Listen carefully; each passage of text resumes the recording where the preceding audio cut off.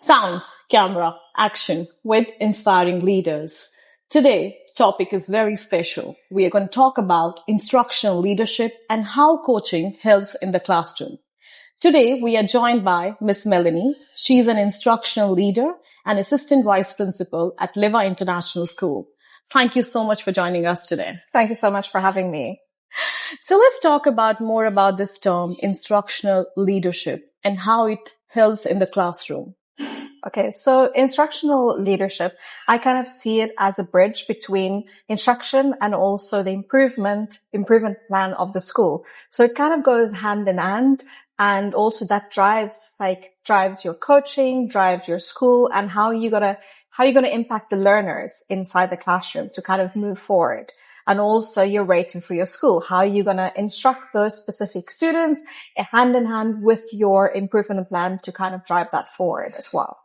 So when we talk about instructional leadership, is it different from teaching and learning coach as in, or is it very similar to that?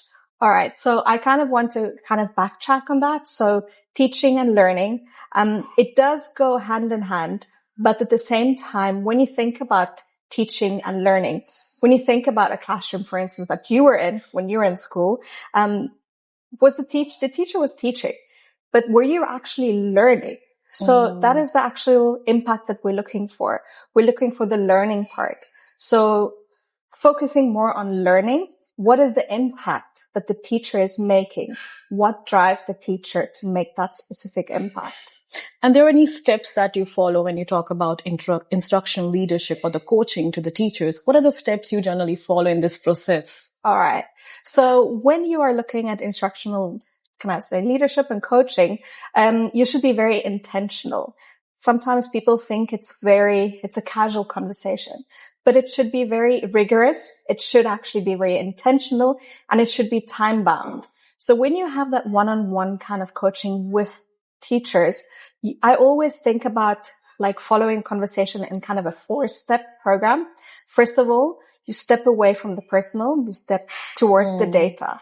Then you sit with your team, with the teachers, and you look at those specific gaps. Okay, what are my gaps in my teaching? What's the gaps in the data? And what specific impact are we going to make to address those specific gaps? Once you have that, then you need a measurable plan. By tomorrow, I'm going to move my groupings and you will see X, Y, Z. So you kind of step away from the teaching, but more towards impact. So it's quite different than teaching and learning, when you talk about the coaching, yeah? Yes, exactly. So let's talk about accountability. When we talk about coaching, we talk about instructions being given, where this accountability falls into for teachers as well as the leader who's giving the coaching. For that. So when I think about accountability, I always think about backtracking kind of to impact as well. And also when you've coached somebody, when you've looked at those specific measures that you want to put in place, do you see that the teachers are actually performing? They're actually putting those specific things, actionable measures in place. And also the students, does it have the impact on the students itself? And then I kind of want to move away from, there's two things. There is kind of instructing teachers, but also you want to create a sustainable kind of environment where you don't just tell teachers drill, but you want them to reflect on their practices, reflect on the impact that they have on those students as well. And what's the time period for that? Like when you talk about instruction coaching and you're targeting 2 to 3 teachers and that, we talk about the time period for those teachers to move from, for example, from good to very good teachers? Very good. So I wouldn't say it's like a specific time. It's an ongoing process where you have your school framework, your improvement framework, as well as your coaching, and you kind of align them together. So where you would sit with the teacher, sit with the data, these are the gaps. What do you think can you do? Where you kind of make the teachers accountable for the data. Ask them specific reflective questions. Then after that, then you coach them. After your coaching, you go back and you co-teach with them. So it's kind of like an environment where you are learning together with the teacher. So it's an ongoing process. It is not, it's not a let's one size fits all kind of situation. How you handle difficult conversation? And definitely you need a lot of patience. Yeah. You need to be very reflective and you need to focus on the goal. Focus on the goal, but make it reflective towards the teacher. So ask questions. What do you think? How do you think we can solve it? So you kind of create that sustainable environment where teachers, where all staff are aligned. They're speaking the same language. Yeah. Whether it's like SLT or MLT teachers. And then once you have all those people aligned speaking the same language, then the culture Exactly. shifts. Yeah. And I think it also impacts the students in the classroom when you have, when you're coaching someone, you're in the classroom, students are looking at that and they're viewing, they're understanding the whole thing. Definitely. So what do you think? What's the role of data and the students' intake when it's come to instructional coaching? What's their role into that? So the teacher is there in the classroom. And if you talk about coaching, so one of you would be there with her or something like that. So students might be aware about it. So sometimes what I feel, teacher might be thinking like, there's so many people around in the classroom.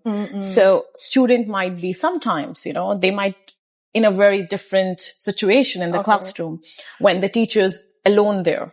So do you think that somehow impact on students' learning as well when someone is coaching in the classroom? I guess, like, if you frame it in the sense of we're all here to learn. Okay. When you and if you're a member of SLT or whoever, as well as the teachers, if everybody's kind of in the classroom, and you kind of foster environment where you're like, we are here to learn. Exactly. And this is the model expectation that we sit in. Then students, will align to that, to be honest. They have reacted like really well. I've done that. Exactly. I've seen that. What I was about to say. I mean, they react really well to that. And once it becomes kind of a standard where they see you, they're like, oh, hi, are you coming to teach today? Co-teach. They kind of, become accustomed to that. Is behavior management is a part of instructional leadership when you do coaching? Yes and no, but yes. It is. It is. So how you guide such teachers when they have issues with the behavior? Behavioral. Well, look, at the end of the day, the students just want recognition. Okay. I agree. They just want recognition. They just want that positive kind of reinforcement. So just enforcing, saying, oh, well done, Mohammed. Did a great job there. Who else can write 5 sentences like Mohammed, for instance? Then everybody wants to live up to that expectation. So just redirecting it to positive engagement as well. Positive praise. So, let's move on to new teachers and experienced teachers. Okay. When you're talking about instructional leadership, is it different for new teachers when you go in the classroom and when you talk to them? Yes, definitely. According to me, I think new teachers are more flexible with the change. True. Okay. Yeah. I'm trying to understand. What do you have to say for that? So how it is different? The coaching is different for new teachers to experienced teachers. Yeah. Look, this is kind of like 2 sides of a coin. But yes, one side I do agree with you. So new teachers are more receptive and they're like, okay, let's, have this on board. Let's get it going. But older, more experienced teachers, maybe they have, different ideas because they have different experiences. But once you backtrack it, that's why the area of linking back to the data. Exactly. What does the data say? Yeah. Where is your gaps? And once you have that, throw those reflective questions back to them. What do you think? Can we do? Tell them, what? We are looking for great practice, and let them be models. So that kind of empowers them as well. I've heard you saying this word again and again, reflection. Yes. What is the role of reflection in this conversation, the coaching, that change classroom practice, how it helps? Okay, so reflections definitely kind of leads to impact, reflection, impact, and also sustainability for me. All those kind of key terms go all hand in hand together because once your teachers start reflecting on their practice, then that's going to make impact. And then that's going to create your sustainable environment where everybody's speaking the same language and where you have a culture of, you know what, we have to make an impact, to kind of drive this forward. Share one of your success story where you have used instructional leadership and coaching that really helps teacher to grow. And I'm sure there would be so many. So just share one or two of your experiences. All right. So one thing that I would probably say that had a major, major impact was, driving like gradual release and introducing that into teaching, coaching that. That also helped students, impact students, especially our GNT students and differentiation, kind of driving that forward where we cater for all kind of students. Teachers reflected on that beginning, obviously it was hard. Yeah. It was a bit hard because it's something new to take on board. But, now that we've I don't want to say enforce it. Now that we've implemented it, coached on it, teachers are kind of speaking the same language. They're catering for, SODs, and also our GNTs, and teachers are reflecting and thinking, what else can we add? And what would be our next steps? So that was something that was like a success. Definitely one of the successes. Perfect. Yeah. And do you have a professional development courses as well in your school, or the kind of, I should say, the workshops where you might be conducting or the senior leadership conducting to make them understand? Because I believe instructional leadership is quite new to the education world. It's not been there for a while. It's been just introduced. And I've seen a lot of schools have started using this because it's showing such a positive impact. Exactly. So what kind of workshops to just spread the awareness about this? What kind of workshops your school is conducting? Look, we've looked at many, many things this year. Many. So my role kind of links back to data, data-informed instruction. So I go back, I check, the MAP scores, I check our CAT4 scores, and how does that kind of translate into the classroom, and how can we make that kind of hand in hand to instructional and data where it kind of meets together. So we've done a lot of things. One of the things that we have looked at was CAT4 data and how we could use that, especially for our groupings within the classroom.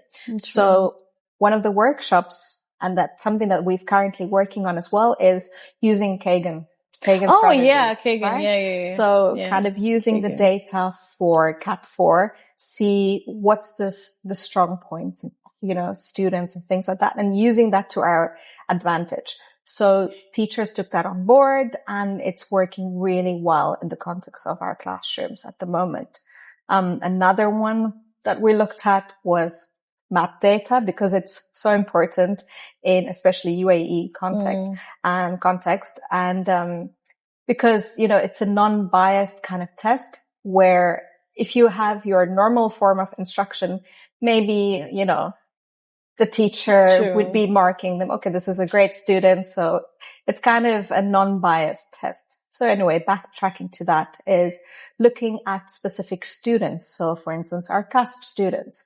So we had to have a map conversation. What are CASP students? Exactly. And, so we've done a lot of work to kind of build a bridge between the data and instructional coaching. And teachers are, reflecting, and they're kind of thinking to themselves, can we really do this?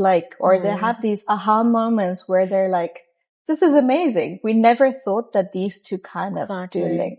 Yeah. So because the ultimate goal are students. We are doing everything for them, students, so everything is being for their development. Everything is for their, whatever they want to be in future. We are working towards a student plan, that's what the motive is. And I believe teachers are quite understanding. If we talk about, we just have to give more information to them. Before we start introducing any new thing in the classroom. I believe they need a lot of coaching, as you said, a lot of coaching, a lot of conversation to convince them first. So we always you start with the why. Exactly. Why are we doing this? What do you think?